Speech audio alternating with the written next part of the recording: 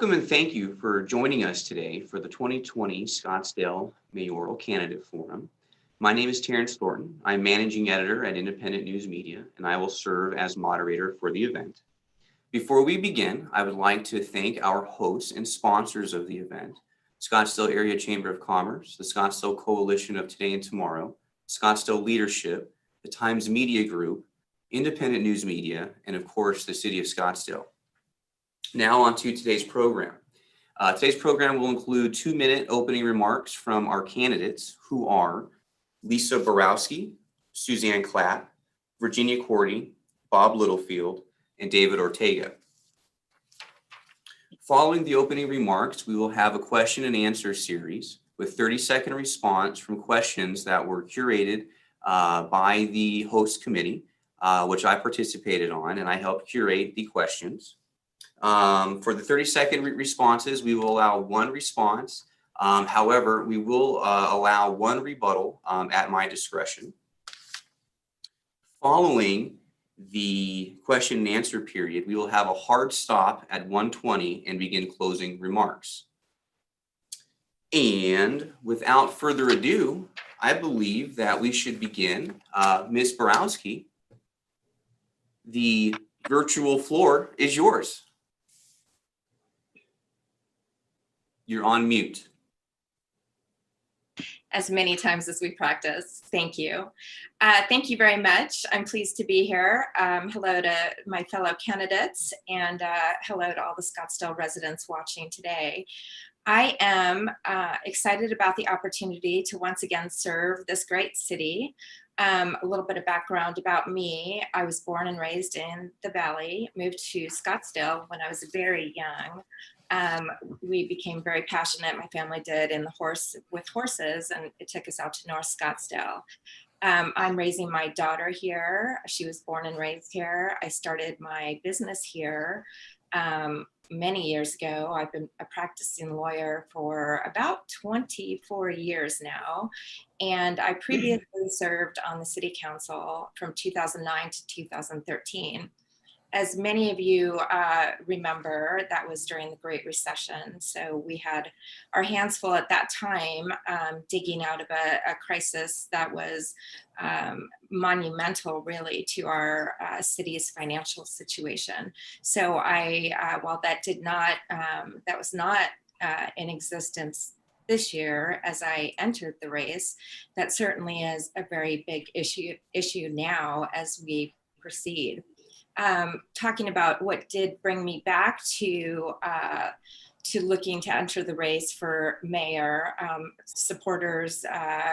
prior supporters came to me and asked me if I would consider it. And having heard over the last few years from many people in Scottsdale about their concerns related to development issues, and then of course with the South Bridge really debacle, I guess you could say, I was absolutely motivated to step in and serve and bring, a great vision for what Scottsdale has been, what it can be, and what it will be into the future. And so I'm excited to be here, and I'm excited to hear the questions and get to know everyone here today. Thank you. Well, thank you, Ms. Borowski. Ms. Clapp, the virtual floor is yours. 2 minutes to you. Thank you very much for the opportunity to talk to you about the job of mayor. That's my primary interest today. I've got 3 qualities that I think are important in being mayor of Scottsdale. First is my commitment to improving the city. I've been elected 3 times to serve on the city council over the course of 12 years. And I intentionally moved my retail business here 22 years ago, and I ran it while serving on the city council. My business experience also helps inform my decision-making on the council. I've worked in a wide-ranging number of businesses over the years, including my first job out of college was with Whirlpool Corporation, large manufacturer, and I had a variety of jobs over the course of 14 years. I also owned my own small manufacturing company. After that, for 5 years, we produced plastic component parts for other manufacturers. I was general manager in Los Angeles after that for a worldwide distribution center called Larson Jewell. as well as then went into the retail business and moved that business to Scottsdale in 1998. So the third quality is my leadership and consensus building abilities, which I think are needed as mayor. I've graduated from 2 leadership programs in my hometown. I graduated from Leadership Evansville, where I was president of the organization after graduation. I've also graduated from Valley Leadership. I've led a number of successful ballot measures over the course of the last few years that were approved by voters while I was on city council. I'm past chairman of the Valley Metro RPTA, which operates the regional transit system. I'm also on MAG's Transportation Policy Committee. So I'll talk to you more about my qualifications later. I look forward to the questions. Thank you. Excellent, Ms. Clapp. Thank you very much. Ms. Cordy, the floor is yours. Thank you, Mr. Thornton. You know, we all agree that Scottsdale is a great place to live, work, learn, and fulfill dreams. I'm Virginia Cordy, and I'm a second-generation Arizona native. I've lived here in Scottsdale for 33 plus years and with deep roots. My family was vested down in southern part of Scottsdale at Ray Cordy Chevrolet for 28 years. And that's where I cut my teeth in business. That's where I learned how to manage millions of dollars of inventory and be responsible for 200 employees and families, and also be responsible for satisfying thousands of customers every year. Throughout those years of Ray Cordy Chevrolet and continuing to today, I'm very much involved in our community. Many boards and commissions over the last 7+ years, and then also having served on city council for 7.5 years. I'm particularly proud of my volunteer work and commitment to our McDowell Storm Preserve. I chaired the original task force back in 1994 that created the whole premise of the preserve. We coined the name, we established the values of the preserve, and those are all very important as we move through today. I believe that as we move through the next couple of years, that fiscal responsibility and transparency is going to be paramount. We need to be innovative leaders today, and we need to be able to lead out of this COVID recession, and leadership is going to matter. We also need to keep our taxes low. Our growth, you know, if we don't continue to grow, we're going to decline. But that growth must be strategic. It also must be adaptive and transformative to meet the needs of our next generation. And quality of life is certainly the #1 issue for people, for our citizens. And in that quality of life, we must sustain our mountain preserve. We must grow our arts and culture as a community. We must advance our pedestrian and bicycle friendly streets, and also adopt an urban forest program that I'd like to Ms. talk Cordy, about. Yes, thank you. done. You went out of time. Sorry about that. Mr. Littlefield, on to you, sir. You have 2 minutes. Okay, thank you, Terrence. Over the last 2 years, the citizens of Scottsdale have done a couple of amazing things. They organized to protect the preserve from commercial development. They elected citizen-friendly council candidates by unprecedented margins, and they fought unbridled overdevelopment in downtown. I was part of all those efforts, and I think that right there says a lot about why people should vote for me. All this activism makes it clear Scottsdale citizens want to change from the current policy of toxic overdevelopment pursued by our current city council majority. I'm running to give voters a resident-friendly alternative for mayor who will lead Scottsdale to grow and evolve in a way that preserves our special character and high quality of life. Now, let's talk about the future for a minute. Obviously, in the last few months, a lot of things have changed.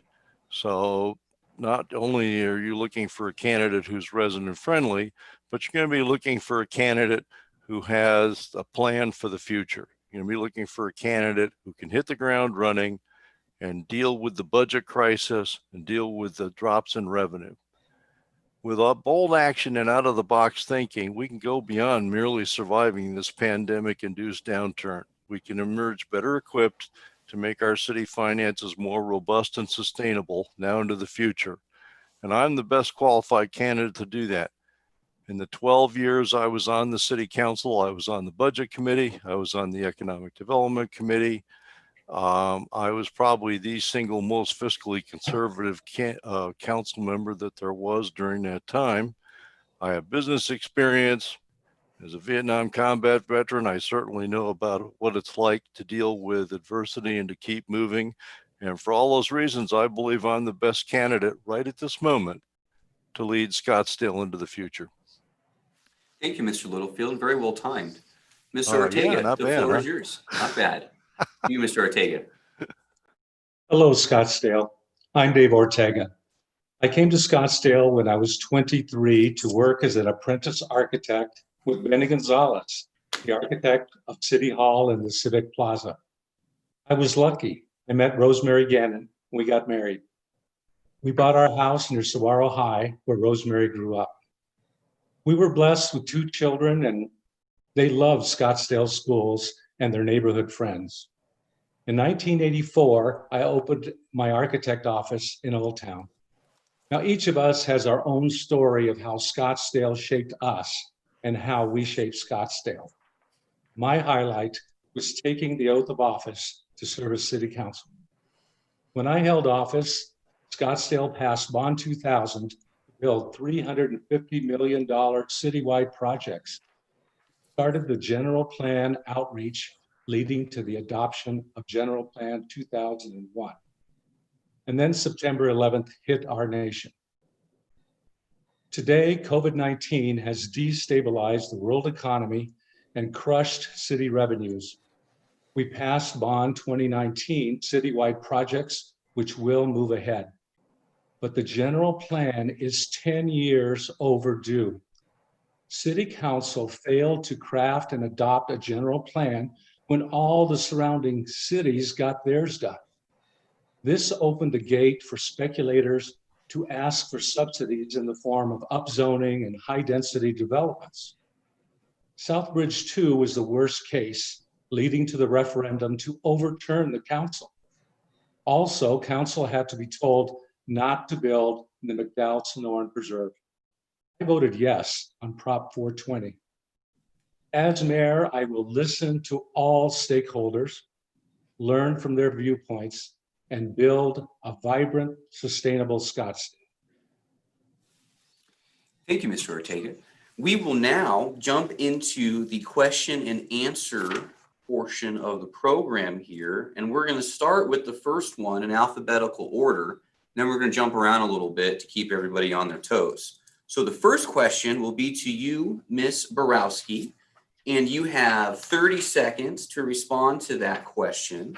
And then we will jump through alphabetical order. So here's the question. Scottsdale is facing a daunting financial challenge due to pandemic precautions wreaking havoc on typical revenue streams. What qualifications do you have that will give you insight on how to lead the city through uncertain financial times ahead? Ms. Borowski, to you. I have direct and relevant experience with this situation that we're confronting. As I mentioned in my opening remarks, I got elected in 2008, which was right in the midst of the Great Recession.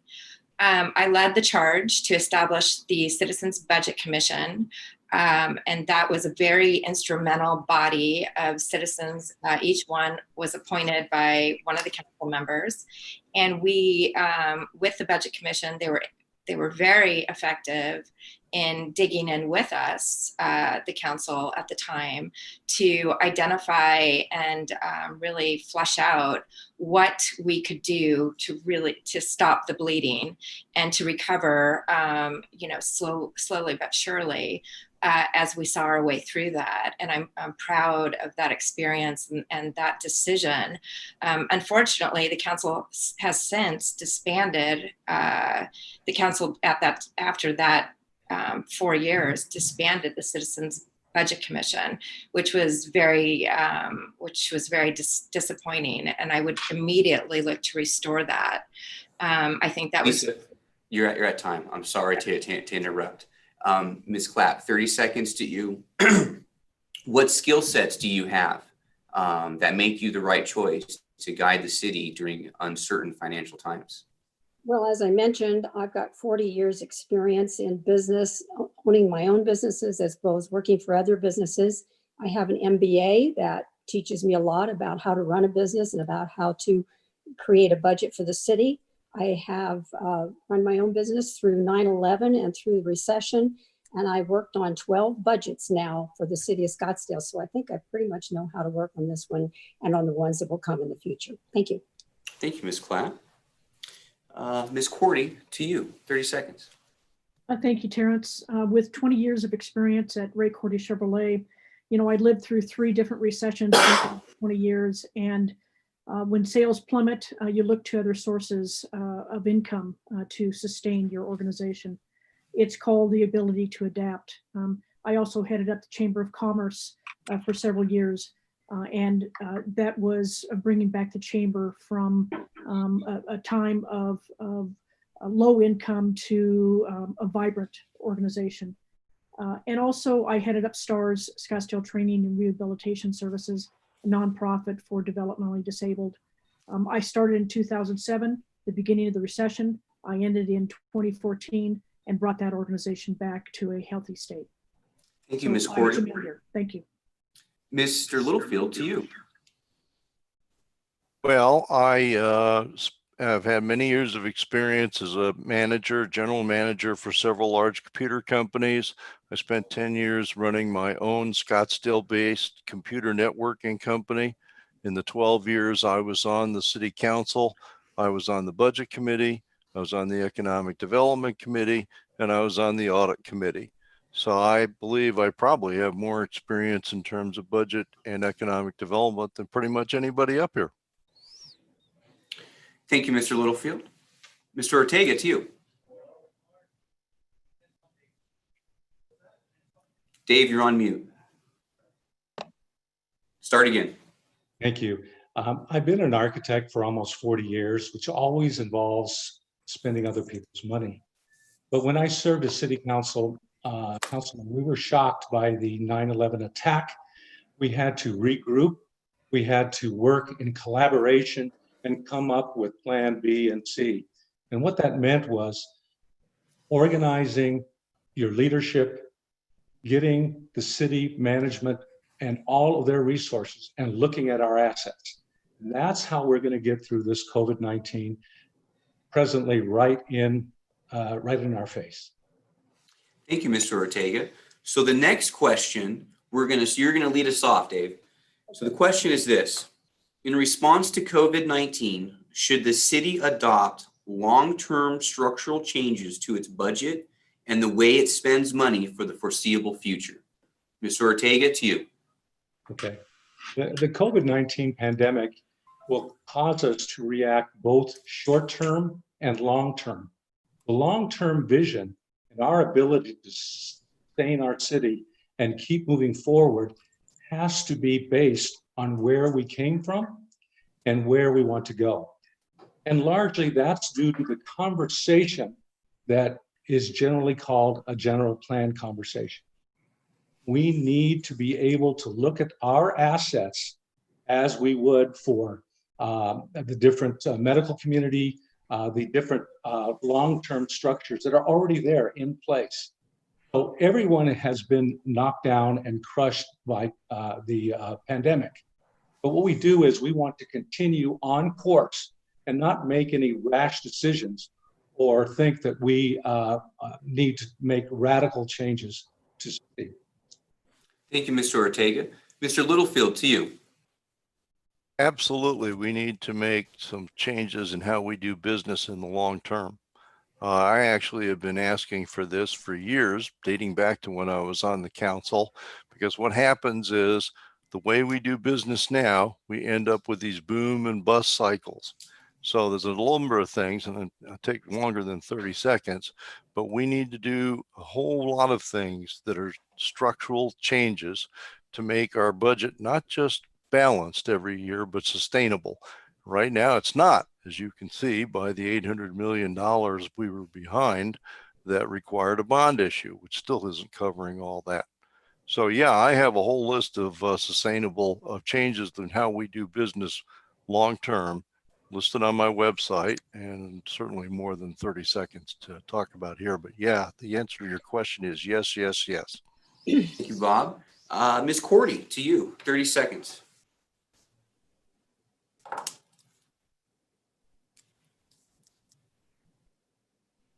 You're on mute, Virginia. Start over. Sorry. It's So okay. we've already reacted to the COVID economic downturn. We've reduced 20% of our budget today, and our current budget for 20 and 21 reduces it another 10 to 15%. I do not believe it's wise to make structural decisions at this point because we don't have data to make those decisions upon. I think we need appropriate financial data to make those decisions, and we have created the mechanism to do that by meeting monthly to oversee the monthly financials, and be on top of those changes and make decisions as we go. Thank you, Virginia. Suzanne, to you. Well, we did make structural changes to the budget back in the Great Recession. We lost probably 400 people by the time it was over, and most of those people have not come back. So there was a big change back then. Today, in dealing with COVID-19, we are talking about making changes again, and have, as has been mentioned, reduced our budget significantly. But I think the changes that we now make will be more strategic and aim toward making sure that we can maintain our city services and also provide all the capital projects that the voters have requested from us. So there's strategic plans happening right now. Thank you, Ms. Clapp. Ms. Borowski, to you. Yes, I think in terms of structural changes related to COVID, what I would say to that is this creates an opportunity to really look deeply at what can be improved, what efficiencies can be had in the budget, what redundancies can be eliminated. For example, positions might be combined, or certain jobs might be unnecessary moving forward due to technology. It's a real opportunity, just like it was during the Great Recession. While it's definitely a downturn and there's many downsides, it creates the opportunity to look at the budget closely and identify where we can save money for the taxpayers. I've always felt that Scottsdale, the budget is overly reliant on development revenue, new development revenue. So I think that's certainly something we should be looking at as we move forward. Thank you, Lisa. All right, on to the next question. And Lisa, you're going to lead us off on this one. Do you think it is proper to accept political contributions from anonymous sources for any reason? Furthermore, do you think that the city should adopt a stricter code to better understand where political contributions are coming from? Lisa, to you. Yes, this is a difficult one to answer in 30 seconds. I understand. I don't believe that anonymous contributions political to a campaign should be allowed, and I don't believe they are allowed. If you receive a political contribution for your campaign or while in office, you're required to disclose it. I guess the disclosure would be anonymous at that point. I don't want to make any confusion, because I don't think that was the recent case with council with the ethics investigation that was just before the council. So I think that's a different set of facts. However, I will say also that I think there has to be a real close look at the ethical rules, the code that governs contributions at the city of Scottsdale, starting with, I think most glaring is the fact that it's perfectly allowable for people that have an interest and an issue before the city to make political contributions, which certainly would seem to sway the outcome of a council member's decision. Thank you, Lisa. Ms. Clapp, question to you. Yes, the ethics code that was mentioned is being reviewed right now. And I do believe we need to revisit the concept of anonymous gifts that was brought up during the case related to Councilman Phillips. There should be no provision anywhere where a candidate or or either a councilman or a board member or commissioner can take an anonymous gift. It should not be allowed.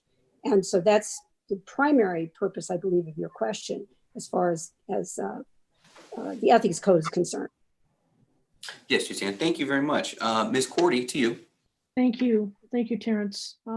Please know that with the ethics code and the conversation we had last week, that I was the only council member that objected to the findings of the 3-judge panel because they created in their findings the loopholes that allows anonymous donations to a city council person or candidate, and allows personal gifts to be given anonymously. And other things. Yes, we are moving forward with that closing of the loophole, but we should have done it on Tuesday night. Thank you, Ms. Cordy. Mr. Littlefield, to you. Well, anonymous political contributions are currently not allowed. They all need to be reported.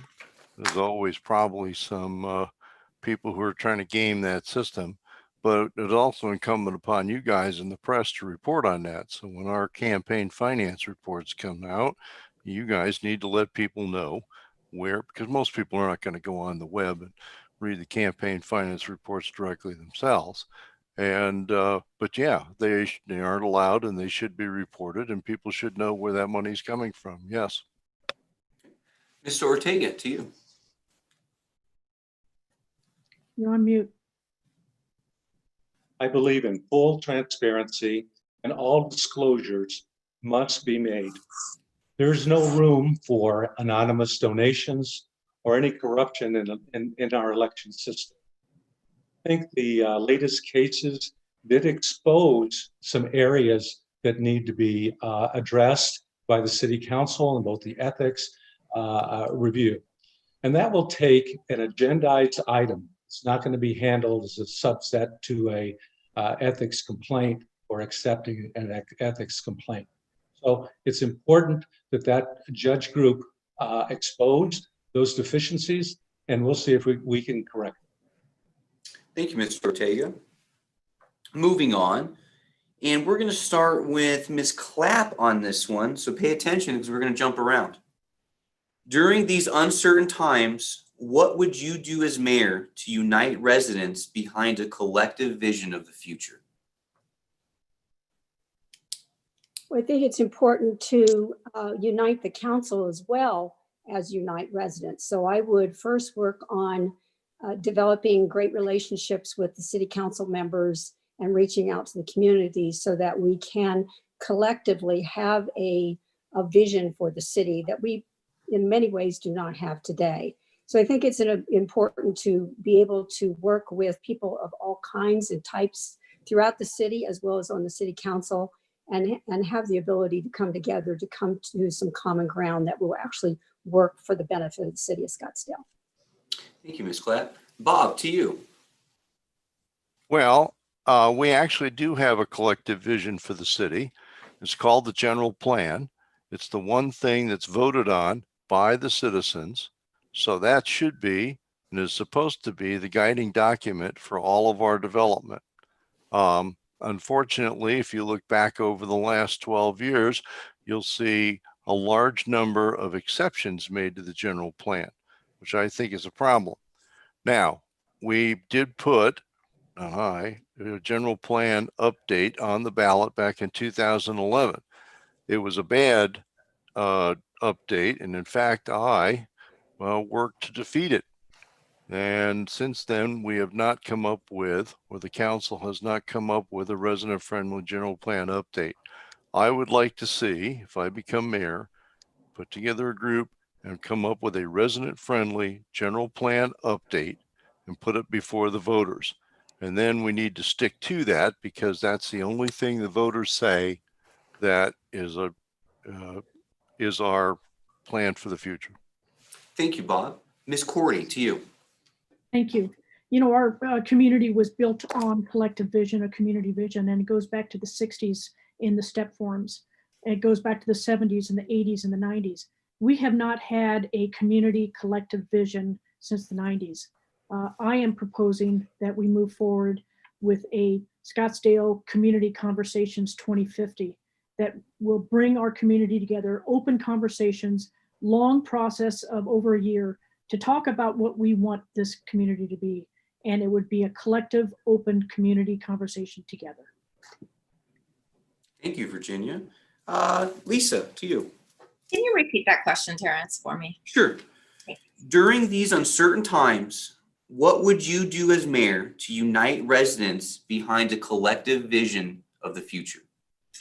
I would have a platform and a program to restore citizen and direct involvement.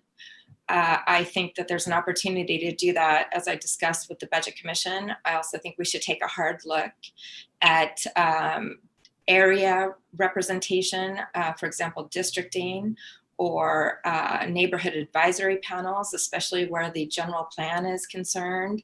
I think that we should look to, or we should transition to direct appointments from council members for certain boards and commissions, perhaps all of them. In particular, the Planning Commission, I think that's a critical change that needs to happen. I think that the citizens, especially as evidenced by recent reactions to projects that have been approved, they feel left out of the process, and they feel their voices have not been heard, and they feel that these decisions have been out of touch with what they want. Thank you, Lisa. Mr. Ortega. Well, the best relationship of government and citizen and government is at the local level. It should be at the local level because that's where we live in our neighborhoods. That's where our businesses operate. But unfortunately, City Hall has fractured that relationship. You've just heard that the past councils have not been able to put together a general plan, which is that voice or conversation. For the last 10 years, they've not been able to do it. And that's where, if you don't have a conversation, you can talk about a future gathering of conversation, but that's where the leadership has failed. And I believe I bring leadership because I do listen. I know what stakeholders are saying, and then I can lead that conversation. Thank you, Mr. Ortega. And Dave, you're going to lead us off on this one. No, changed my mind. Virginia, you're going to lead us off on this one, because I don't think you started one yet. Okay, so this is a long-winded question, but it's a good one. The long-term sustainability of Scottsdale's economic, social, and environmental future is an important theme in the current proposed general plan. As mayor, how would you champion sustainability in Scottsdale? And what goals and associated metrics would you propose to ensure our quality of life going forward? It's a mouthful. Virginia, to you. Could you send that to me in a typed form, please? No, I'm kidding. Yes, no problem. Sustainability or resiliency is an important aspect of any community. Economically, we need to diversify our economy. We need to lessen our dependence on tourism and really build high wage jobs with good corporate citizens, good corporate companies. Environmentally, I think we need to do a better job environmentally. We've got a green building code, but let's talk about not only sustaining our preserve, but also expanding that preserve concept with an urban forest program that will lessen our ambient temp and also clean our air by carbon dioxide sink. I know there's more. It's 30 seconds. It's true. Virginia, thank you. Mr. Ortega, to you. Repeat the question again. Was it about general plan or diversification and long range? No problem. The long-term sustainability of Scottsdale's economic, social, and environmental future is an important theme in the current proposed general plan. As mayor, how would you champion sustainability in Scottsdale, and what goals and associated metrics would you propose to ensure our quality of life moving forward? Well, at the general plan level, all stakeholders have to be involved. Businesses, churches. One of the most important one that is rarely mentioned is our relationship with schools. Even the Scottsdale School District, they feed children, they educate our children, they are our future. So what are we really sustaining for. We have to look at all those partnerships where the city can build better relationships. This COVID situation really brought that forward because we started talking about complete families, neighborhood centers, schools, and so forth. From that, and working people and working corporations, our entire medical industry community is all bound together. And we can get there together once we have a really full general plan adoption. And I will lead that discussion to make sure it happens. Thank you, Mr. Ortega. Mr. Littlefield, to you. Well, it's no coincidence that the motto of my campaign is keep Scottsdale special. Scottsdale is better place to live than other places. It does have a special and unique character. And that actually is not just part of our quality of life, it's also part of our economic development. Scottsdale has always been a net importer of tourists and a net importer of shoppers. And that's because we're a special place to visit. So the first thing we need to do is to not kill the goose that laid the golden egg.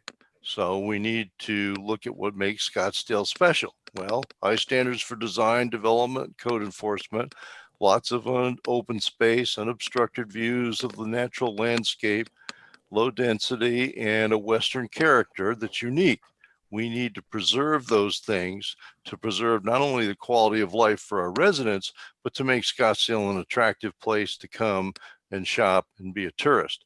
And I would also say that one thing we have to do that's a huge change from what's been happening for the last 12 years is we have to make development, whatever development we allow, we have to make sure it pays for itself, which clearly hasn't been happening for the last 12 years. Thank you, Bob. Lisa, to you. Scottsdale's brand is very unique. We are known throughout the country, internationally, as how I would describe a high-end luxury destination. And that is why we are such a tourism draw. I think that we need to continue to focus on what keeps Scottsdale a focal point for tourists from all over the world. And that is, we are a high-end luxury community. We have a lot of open space. We have a relaxed style about us. We're not a huge high-rise downtown. We have residents that are very proud of where they live and where they come from. We have outdoor activities, and I think that we really need to get back to focusing on what makes us so special. And by the way, the tourism drives residents to move here. It drives companies to move here, their headquarters, for example, here to Scottsdale, and it certainly drives revenue by bringing tourists here. Thank you, Lisa. Suzanne, take us home on this one. Well, I would agree that tourism is very important in Scottsdale. It represents about 52% of the city's budget. So we obviously are a very tourism-driven community, but we also have to, and I believe I will work towards strengthening our business community. It needs to be as strong as the tourism side of the business in Scottsdale. And that includes helping businesses grow and thrive in Scottsdale. And it helps us to develop a better job base here in Scottsdale so that we can create a better form of taxes for everyone and keep our taxes low. So tourism and economic development work together as far as the environment. Scottsdale has been pretty good in being recognized as an environmentally friendly city. We could always do more, but we did create the preserve. We have 1/3 of our city that is either preserve parks or open space. And yes, there's more that we can do. And I think we just need to continue to focus on what we can do to improve our position as far as water sustainability, the built environment, as well as open spaces. So there's a great deal of things we can do, and 30 seconds really doesn't cover it. Thank you. Thank you, Suzanne. I understand. Okay, next question. We're going to start talking about downtown Scottsdale, everyone's favorite place to visit. And let's start with, I don't think, Suzanne, have you led one off yet? I don't think you have. So Suzanne, we're going to start with you. Specific to downtown Scottsdale, when elected mayor, how will you balance developer desires with resident perspectives? Well, I do that now in listening to the business community and the residents about a variety of issues that come before the council. And when surveys have been taken about the city of Scottsdale and our ability to react to what the businesses and residents in the city want, the majority, 96% of the people in the city feel that the city is doing a great job in listening to their interests and providing the services that they want. So I believe we should just continue to do that. If we could make it 97 or 98%, all the better. But from my perspective, we are now listening to both the business community and the residents and trying to strike a balance. But in the final analysis, when it relates to downtown, which was your question, it has to be what's good for the entire 258,000 citizens in Scottsdale, not just a small group of people. Understood. Thank you, Suzanne. Lisa, to you. I think the question was, how do you balance the developer's interests with the residents? So I'm going to focus on that. I think that there has to be a healthy balance. We certainly need to factor in the residents that are in the downtown area. You've asked about downtown, but this same principle applies to all over our city. Balancing new development or redevelopment with the existing citizens that are in residence and business owners. And it has to be about moderation. It has to be in keeping with the character of Scottsdale historically. Just because somebody wants to build something, 15 stories high and massive does not mean that should happen. There has to be a collaborative effort to make sure the citizens and stakeholders that currently exist there are respected and brought into the process. And I think we can do really great things. I'm the first one to say that I think downtown and Old Town needs restoration and some redevelopment. And I think it can be spectacular. There should be a vision though. Thank you, Lisa.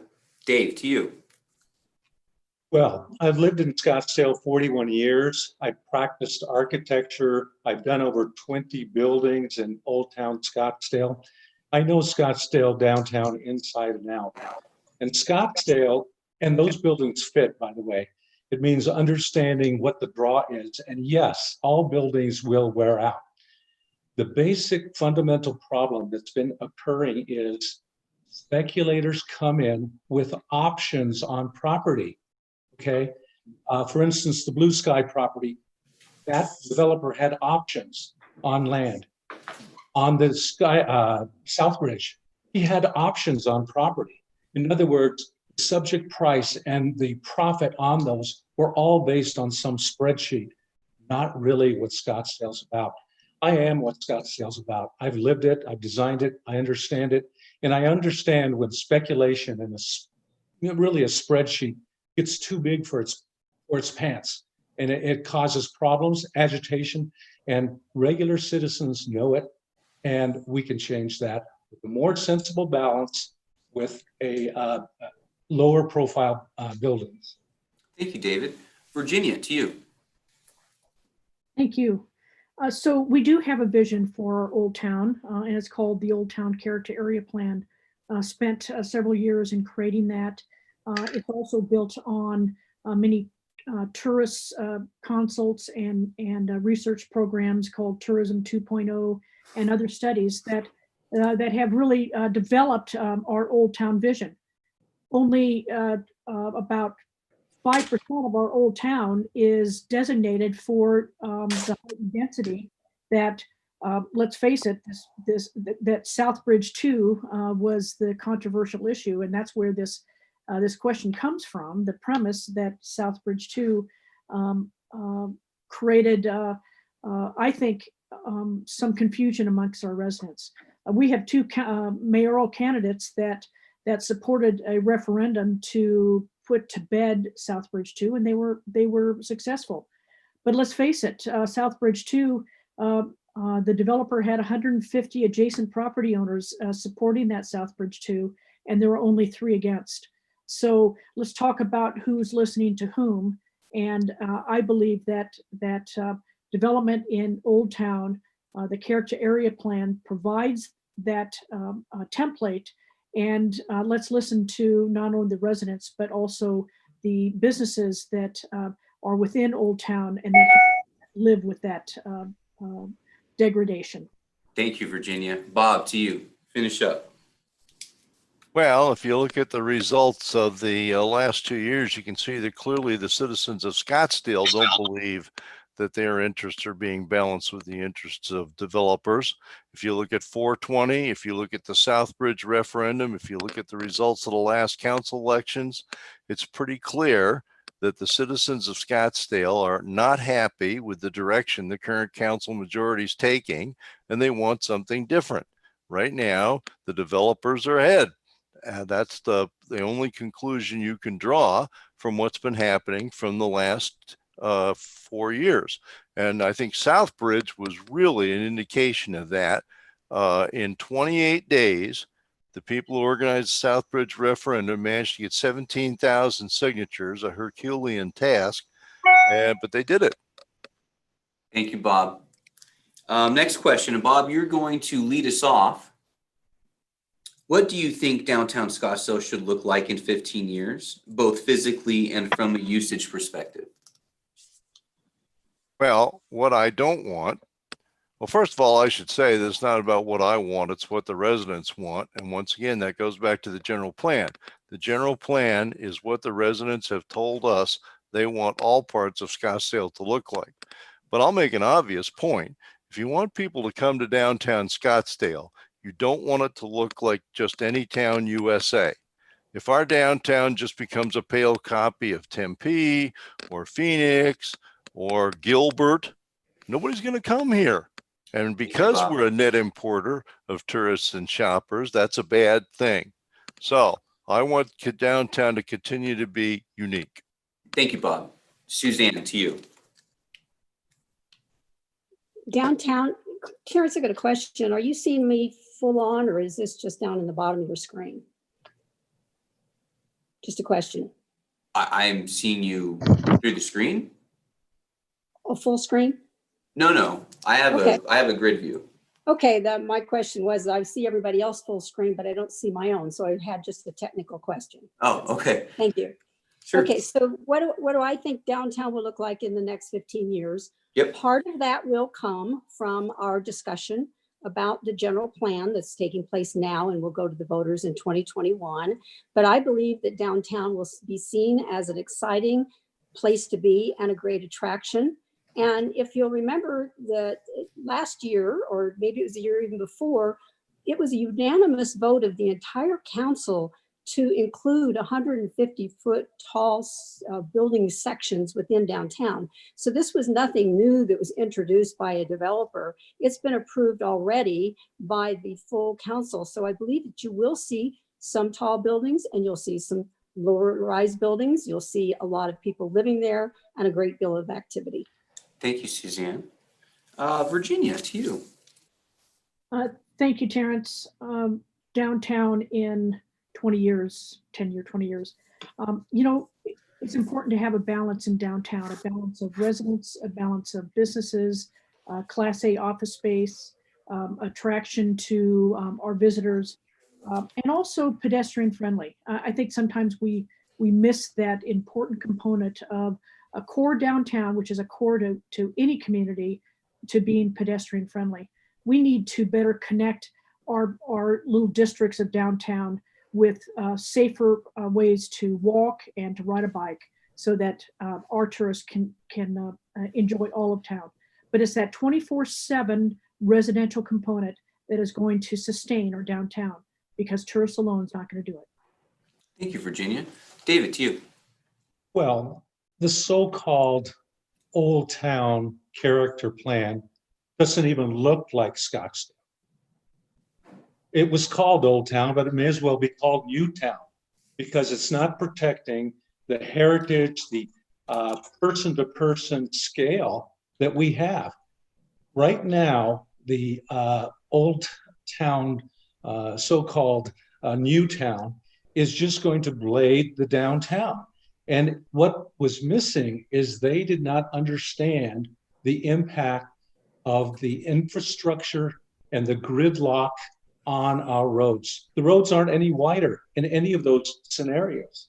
So all of that has packed in an opportunity for speculators to think, gee, this is great. We're just going to, they've given us the go ahead to blade it all. That's not going to happen. At the most, the buildings in the character area should be 3 stories. They should retain the walkability, the shading, and that character. That's what Scottsdale's about. And most areas didn't even want to build 3 stories. 2 stories is enough. Thank you, David. Lisa, to you. Take us home. In terms of what I see Old Town and downtown looking like in 10 to 15 years, I think that we need to respect the character historically of the downtown, Old Town area. I think the way that we identify how to move forward with development and redevelopment is we impanel a neighborhood advisory committee or commission that is solely focused on what the vision of downtown and Old Town is. We've heard some talk about there is a plan for this. Well, certainly it appears the plan has backfired because there's a bunch of dissatisfaction out there with people that live in the area. I live at Optima Camelview and I'm sitting in my office on the first level of Optima Camelview. I am not afraid of height or density. I think we just need to really focus on the level of development that we're bringing into our community. That goes back to the sustainability question too. It also has to be far safer down here. It has to be much safer to walk along the streets. I mean, the sidewalks really are not built to accommodate a lot of pedestrian traffic or bike traffic. So that's a very big priority, as well as parking for me. Thank you, Lisa. So let's have Lisa, why don't you lead us off with this one? We have all heard local political aficionados decry the involvement of special interest groups in local politics. What role do you think special interest groups play in municipal government? Lisa, to you. A big role. I think they play a huge role currently. Special interest, just by definition, for me, is an individual or organization that stands to gain, typically financially or primarily financially, from a decision made by the city council. And City Hall is full of special interests in that regard. If you're looking at that definition, people that, zoning attorneys or developers or lobbyists, they play a very big role, and I think it needs to be reined in. I actually would immediately look to bring forward lobbyist registration, just like they have at the state level, which would be a requirement of which would be to disclose all expenses that they've made while lobbying. So I think that is a very big problem at City Hall. Thank you, Lisa. Bob, your perspective. Well, of course, Lisa's definition is correct. A special interest is anybody who makes money off the city. And that would include a developer who's getting a big upzoning. It would include anybody who's got a contract with the city. It would include anybody who's getting a subsidy from the city. And whoops, I think you've got somebody else's picture up there, or at least their name, but I'll keep going. All right, so anybody who's going to make money off a city council decision is a special interest. And yeah, special interests are running the place right now. And if you don't believe it, go to the city clerk's part of the web page on the city's website and look at the campaign contributions. And you'll see who's making money off the city and who is also turning around and contributing to the candidates who are campaigning for mayor and for council. That's how you tell that the special interests are running the place, is you see what they're contributing. Thank you, Bob. Virginia, it's you. Thank you, Terrence. Special interest groups are important because they serve an important role of informing council members on local issues and what is important to them and what is not important to them. Special interest groups are more than just groups that have financial interest. I see long-term special interest groups protecting their neighborhood or protecting the preserve. Short-term interest groups, maybe there's a zoning case that they don't like, and we've seen that, and then they go away. But bottom line, the most important special interest group are the voters of this city. Thank you. Thank you, Virginia. Dave, to you. Well, special interests have been defined by others. I'll just add one more. From time to time, city employees will work in zoning positions and so forth, and then immediately retire and go directly to work for developers. And they have an inside track, they believe. That's a problem. For me, special interests mean the schools, the Little League, the PTAs, the people, the preserve. These are the interests that are embedded in us. So the real interests that matter is, I agree, the resident and the businesses. And right now, we have to do everything, especially for small businesses, help them succeed. That's a special interest that speaks to me. Thank you, Dave. Thank you, Dave. They're getting on us. Suzanne, it's on you. Well, I think that we can't call a special interest group very narrow in that it only has an interest at the city of Scottsdale. This has been mentioned by a couple of other people. And you asked this question of us, Terrence, a week or so ago in your publication. And I pointed out that there's an author who said that today everyone is organized and everyone is part of an interest group. And so we have to keep that in mind, that you might call one group a special interest group that you don't like, but another group might be working with you that you do like. So it really depends on the perspective of the person, whether or not you want to call this a good or a bad interest group. So it's made up of groups of individuals that represent all kinds of things, residents and businesses and nonprofits, et cetera. And I agree with something that David just said. And business is a special interest group that we do need to be listening to, because they are the lifeblood of this community and will provide monies to this community to keep it healthy. So it's a special interest group just as residents are. And we need to be looking out for both of them, not just one or the other. Thank you, Suzanne. And Suzanne, lead us off on this one. Is Scottsdale too reliant on tourism? If so, what are steps the city can take to diversify its economy? If not, explain why the city's current economic makeup is sustainable. I don't think the city is too reliant on tourism. This is our heritage. This is the way the city has developed over many years, that tourists came here for health reasons and for the open spaces and for the resorts. And this is still great, and we need to nurture that.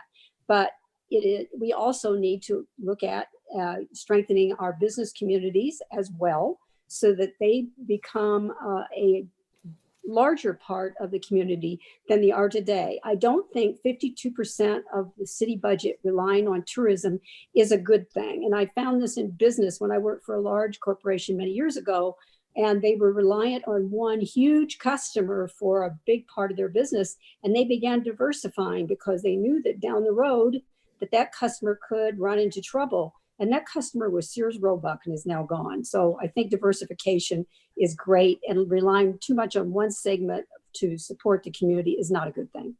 Thank you, Suzanne. Virginia, to you. Thank you, Terrence. It's hard to say and criticize the golden goose called tourism in Scottsdale. And Suzanne is correct. Reliance on tourism is a good thing. However, we know that this COVID recession, that Scottsdale is feeling the pain more so than other communities within the valley, because of our greater reliance on tourism. Tourism was the first thing to go in 9/11. It was the first thing to go in COVID-19. So we need to diversify our economy, and we do that with building a greater, stronger business community with well-paying jobs, so that people can not only work here, but they can afford to live here. Thank you, Virginia. Mr. Littlefield, to you. Well, suggesting that Scottsdale is too dependent on tourism is kind of like saying that Silicon Valley is too dependent upon high technology. Of course, we're dependent on tourism because the very items, the very qualities that make Scottsdale a great place to live for the residents also make it a great place to visit. And in fact, I would say that we're going to, in a kind of an ironic way, benefit over the next few months from tourism, people coming here from other states like California, because we're going to be a very attractive destination. But what I don't like is the idea that somehow through toxic overdevelopment, we're actually denigrating the qualities that make this both a good place to live and a good place to visit. So no, we need to keep up with what we're good at. We need to go with our specialty, which is tourism. Thank you, Bob. Dave, to you. Scottsdale turns heads. Scottsdale will always turn heads. I mean, we are an attractive pocket of prosperity that brings so much talent and so much capital here. This is where they'll get their first look. The problem with people looking at budgets and criticizing tourism is that there's a place for growth, there's a place for taller buildings, and there's a place where they should not invade and encroach that area. Now, what we saw with Southbridge, they were going to put 150-foot buildings right on our canal. The canals are amenity. So why crush it? Why do it there? Well, you can't do it there. It invades and encroaches any more than you do it next to the preserve. Thank you, Dave. Lisa, it's on you. The answer is absolutely not. I don't believe that the city is too reliant on tourism at all. It's really the icing on our cake. The city doesn't have to invest much to keep Scottsdale beautiful as a worldwide destination. But we have to do just that. We have to keep Scottsdale beautiful and a worldwide destination. So it also keeps us in check to make this a stunning, relaxing target of tourists from all over the world. So I think that I have to be honest with you. I don't think the question really makes sense to me. Are we overly reliant on it? The answer is no. In terms of projected budget revenue, that's based on experience and input from the professionals, Experience Scottsdale and their board, and the city's the city's experience with tourism. So no, I don't believe we're overly reliant. Thank you, Lisa. All right, so now got another question for you. And Lisa, why don't you lead us off? Has the global pandemic changed your vision of the future of downtown Scottsdale? No, it has not. I still I maintain the same vision, which I outlined previously. I think we need to be a high-end luxury destination that attracts people from all over the valley, all over the state, the country, and in fact the world. Vibrant will maintain the vibrancy and the attractiveness that we have had, and I believe it will be restored to that end. We have to make it safer, as I outlined previously. I do think there's going to be a shift in how people work. We've now established that people can work from home and successfully, and look, we're all meeting here on Zoom. So I think that's going to be a shift. So there might be an impact on commercial uses. But in terms of what downtown and Old Town is, I think the vision just needs to keep improving. Thank you, Lisa. Dave, to you. Well, I've been involved with renovations in Old Town and downtown. And what the COVID-19 has brought us is to think about revising our thinking, revising how people can get basics and how people will communicate and how we can draw new customers and how we can serve our clients. For instance, even the transportation mode will change. We have to stop thinking of light rail as the only solution when there's going to be new innovation, there's going to be next generation, even transportation that's not tethered. And that's going to help us evolve to better opportunities. Thank you, Dave. Virginia, to you. Thank you. I believe that our downtown was already changing before the pandemic. We're seeing this in Museum Square. We're seeing this in the entertainment district and changing and some of the development concepts being brought forward for different aspects of downtown. Plus, we have six hotels, boutique hotels planned for our old town. So that is already changing the landscape of downtown. I do believe that the pandemic is changing the use of office space and how corporations are looking at their footprint for office space. And in that, we need to be transformative. We need to be adaptable to meet those needs. Thank you. Thank you, Virginia. Bob, to you. The pandemic and the lockdown that followed haven't changed the basic things that make Scottsdale special. Still the same things I said before: high standards for design and development, open space, unobstructed views, low density, and unique Western character. Now, it has changed some of the details. As Lisa pointed out, you're going to need a lot fewer office buildings because some companies are going to go totally working at home. So it's going to change the nature of development somewhat. But in terms of what makes Scottsdale special, the pandemic has not changed that. We do need to take the changes that are happening into account. We can't just put our head in the sand. We're going to have to pay attention to that. But it really hasn't changed the basics of Scottsdale. Thank you, Bob. Suzanne, take us home. I don't think downtown has changed because of the pandemic either. As I mentioned before, it's an active and exciting place. It was shut down temporarily, but it's starting to come back. And I think it will be still the most exciting area in the city. We've determined over the years that the greatest amount of commercial development will be along the 101, it will be downtown, and it will be the McDowell Road corridor. So downtown will still be a large commercial area. I believe that more people will continue to want to live down there. So I don't believe the pandemic has caused that to change at all. In talking to people that live in apartments and condos downtown, they love it there. They don't feel afraid to live in a high-rise building because of the pandemic. So I think we will continue to see growth and great interest in downtown, and all we can do is try to nurture that. Thank you, Suzanne. Dave, why don't you lead us off on this one, since you brought up transportation infrastructure. Here's the question. What are your plans to improve the transportation infrastructure through Scottsdale? And what can be done to better leverage the utilization of Scottsdale Airport? Although I don't know if you can leverage that any better than it already has. But in terms of transportation infrastructure, as mayor, how would you improve that for residents? Well, first of all, I think office buildings need to be placed closer to the 101 and those areas. For instance, Camelback is a dead end. There's no direct access to the 101. But what I started to say is that there will be new solutions evolving in the next 4 or 5 years. I'm talking about robot taxis. I'm talking about the ability of grocery stores and even the downtown. Well, the downtown has their own trolley, but that's not enough. There's actually going to be private sector development that's going to blow our minds.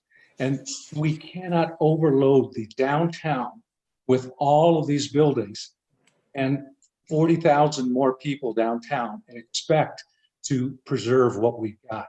Thank you, Dave. Lisa, to you.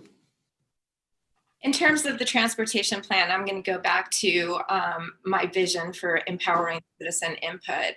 I think that we have very distinct areas of our city. North Scottsdale complains about traffic. Old Town, downtown complains about traffic and parking. I think impaneling area representatives in terms of a committee that would study this issue, traffic and other transportation issues, would be very, very useful.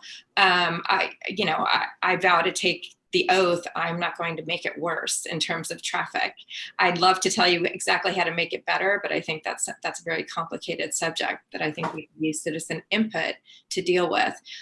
Also, I would immediately look to enhance, improve, and make safer the downtown and Old Town area for pedestrians and bikes and drivers, places to park. Thank you, Lisa. Virginia, to you. Thank you, Terrence. So the 101 is already a parking lot. So we need to do a better job. We need to really think holistically of how we're going to move people. We import 87% of our workforce. And if you extrapolate that into the number of cars, it's anywhere from 35 to 40,000 cars in downtown alone. And it's more in the air park.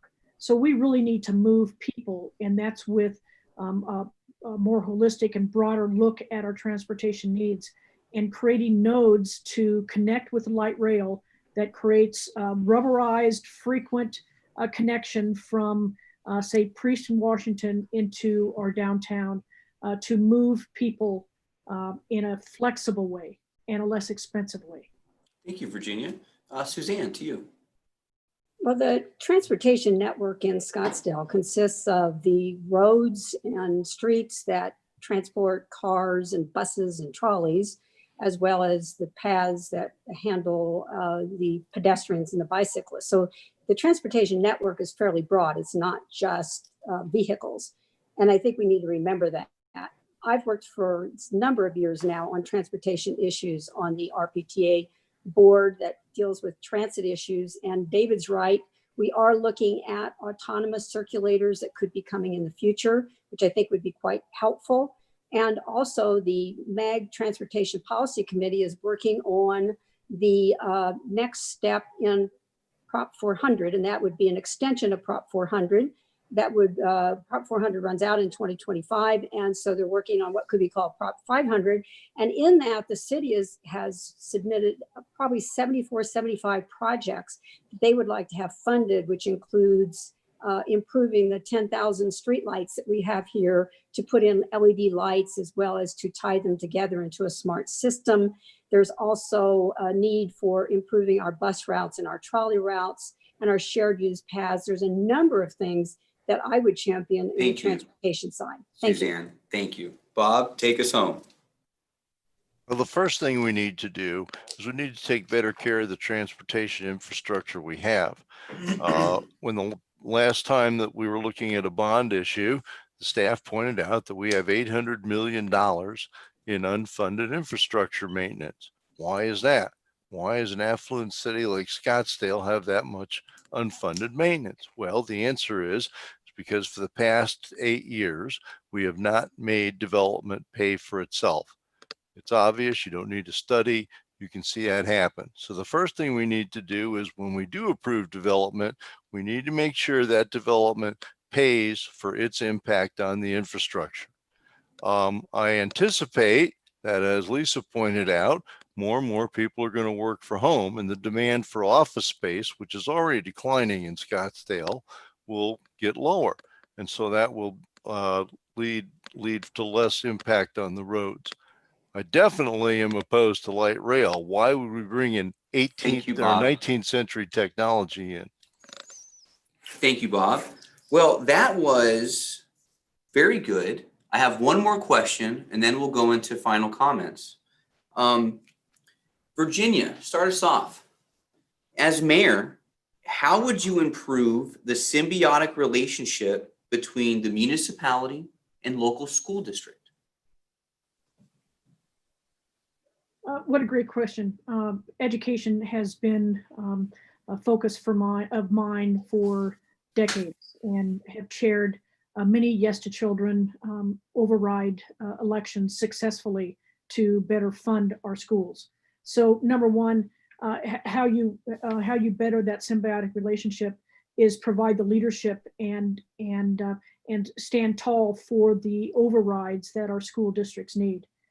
We also need to get back to conversations, and the city and the school district stopped having regular meetings years ago that talk about mutual benefits.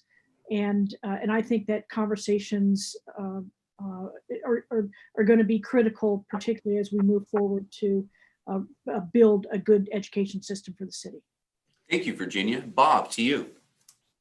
Well, technically in Arizona, school districts and municipalities are totally separate entities, unlike big cities back east where the cities run the schools. They have separate governing bodies and they have separate budget. But that doesn't mean there is nothing that cities can do to help the schools succeed. And I certainly want that to happen. Both my kids are graduates of Scottsdale Unified, and so is my wife, who went to Ingleside and Arcadia. When I was first elected to the city council in 2002, I served on the joint Scottsdale Unified School District and City Council subcommittee. This committee was tasked with finding ways SUSD and the city could cooperate to the mutual benefit of our constituents. And if I'm elected mayor, I will work to restore this committee, which unfortunately was disbanded. I also spent 5 years on the Youth Sports Task Force that coordinated the efforts to have the City Parks Department help SUSD maintain their sports fields when they did not have the budget to keep them in good shape. Thank you, Bob. Appreciate it. Lisa, to you.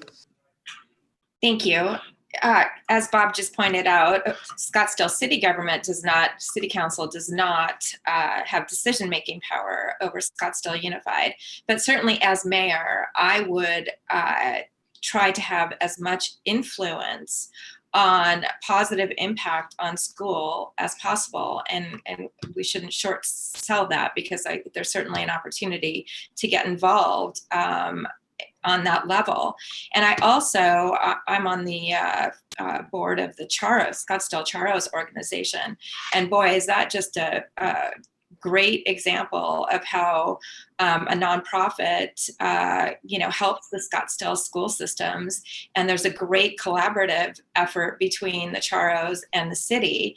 And so it's just empowering groups like that and being really supportive of organizations that really support our schools. Having top-rated schools is very important in Scottsdale, and that's a reason people look at when they consider moving here and doing business here. So we have to make improvements in that regard. Thank you, Lisa. Suzanne, to you. I agree that we should build a better relationship with the entire school system, and that would not just be the school district, though. I would reach out to the Scottsdale Community College, as well as there's the East Valley Institute of Technology, that's a trade school that works with the local school district. I think there's a variety of ways that I, as mayor, could help bring those groups together and talk about what are we going to do to better educate the students that live in Scottsdale and that will be looking for jobs in the future, and how will they feed into a system of either a university or finding a job. And I think that's a really big question that needs to be answered among all the people that are working within the educational areas today and the mayor of Scottsdale. Thank you, Suzanne. Dave, take us home. Well, I believe in a K through 14 school system. And when I was vice mayor, I did serve on the joint city council and school board committee. We met every other month because that's a critical role. We serve the same families and we need to unify our after school programs. But I will go even further. So that will be instituted as mayor. The other one would be to unify with the Maricopa community district as well. So it's a complete city when we have a complete K through 14 education system working together with the city. Thank you, Mr. Ortega. Well, we got through 12 questions. Very well done. That concludes our question and answer segment. Now we're going to move into closing remarks. We're going to do it in reverse order from the opening remarks. So, Mr. Ortega, when you're ready, take it away. Thank you. The relationship with City Hall was fractured before the COVID-19 pandemic. They failed to unify the city with a vision written by residents called the general plan. City Hall was so disconnected that citizens had to pass an initiative to stop them from building commercial projects in the preserve. Now, I repeatedly told the council that the South Ridge and its 12-story buildings were wrong for Old Town, but they wouldn't listen. It took a citizen-driven referendum to get them to back down. We must change course. I'm prepared to be mayor because I will listen to the residents and businesses. I'll learn from their points of view and use my architect skills to lead to solutions which reinforce our Scottsdale brand. I will listen, learn, and lead. Meet me at electdaveortegamayor.com. Well done, perfectly. Suzanne, to you. Thank you for the questions. My final message is Oh, that. no, Suzanne, I'm sorry. I messed that up. Bob, it's to Let me you. stop? Okay, Excuse me, I'm sorry. okay. Bob, it's on you. Am I unmuted? Okay. Yes, you're So, muted now. you've asked a lot of questions here to which we were supposed to give 30-second answers, and many of those deserve 30-minute answers or 30-hour answers. If you go to my website, boblittlefield.com, I have a detailed list of all my positions that people can look at, and they can also join my mailing list there, ask me questions, and find out where I stand on any issue that we haven't discussed here. But the bottom line for me is this: my combination of my municipal experience, my business experience, and my community activism, the only one of the candidates who supported 420, who worked on Southbridge, makes me the one who's most uniquely qualified, not only to preserve the best of Scottsdale's past, but to move ahead into Scottsdale's future. And that's why I ask for your votes. Thank you, Bob. Virginia, it is now your turn. Thank you, Terrence. For 33 plus years, I have remained committed to our community. I have the business and financial background, management skills, and community knowledge to lead us out of this COVID recession and get Scottsdale back on track to health and resiliency. We will reinvent Scottsdale by growing tourism, attracting and retaining businesses, build upon our great school systems, lead the efforts for retail sales tax reform, and initiate an urban forest program. And finally, call for Scottsdale Conversations 2050 visioning process to bring our community together with a common vision. I ask for you to vote for Virginia Cordy for mayor. Leadership matters. Thank you, Virginia. Suzanne, it is now definitely your turn. I'm sorry Okay. again. All right. Okay. Well, I want to emphasize that I got results for Scottsdale residents a number of times while I've been on the council, and I will get results for them as well as mayor. I'm the only candidate in this mayoral race to have successfully led on all 3 ballot issues that have been approved by the voters in recent years. I led on the Yes for Streets campaign for transportation improvement projects that was approved by the voters in 2018. Bob is wrong. I did support the yes vote on 420 when it went to the ballot, and I made sure that I even wrote a letter and put it in the ballot pamphlet. I also helped build consensus that led to a yes vote for funding 58 capital improvement projects in 2019. So I have the ability and the experience to bring the council and citizens together and reach consensus as mayor. So I ask you to look at my website, which is suzanneclapp.com, and I ask for your vote on August 4th. Thank you. Well done. Lisa, for you. Thank you very much. I'm very excited for the opportunity to serve all of the residents of Scottsdale. I think my work on the council demonstrated I educate myself in the issues. I care about the citizens' input. I care about having citizens serve closely and work closely with the council in making decisions. I love this quote from Mayor Herb Drinkwater. One of the reasons that Scottsdale is such a special place is our citizens. Caring, involved people who take an active part in the development of our city. That is certainly a theme for my service as mayor, and values that I subscribe to. And I pledge to the citizens of Scottsdale to really protect their interests and bring the city forward with respect for our past and making our future better. Thank you. Thank you, Lisa. So in closing, this forum has been recorded. is available on Scottsdale City Channel 11, as well as via YouTube from our hosts, the Scottsdale Area Chamber of Commerce, the Scottsdale Coalition of Today and Tomorrow, Scottsdale Leadership, independent news media at yourvalley.net, and to the Times Media Group at scottsdaleprogress.org. Thank you again to our hosts, the City of Scottsdale, all of those that joined the program today, the candidates. It went remarkably well, I thought. Next week, we have the City Council candidates, and that forum will be the same bat time, same bat channel as today. And thank you, everyone. And that concludes our program for the day. Thank you. Thank you, Terrence. Thank you. All right. Thank you, Terrence. Wow. No problem. Thank you, guys. Yeah. I don't know how to leave, but Wow. we're leaving now. All right. Goodbye.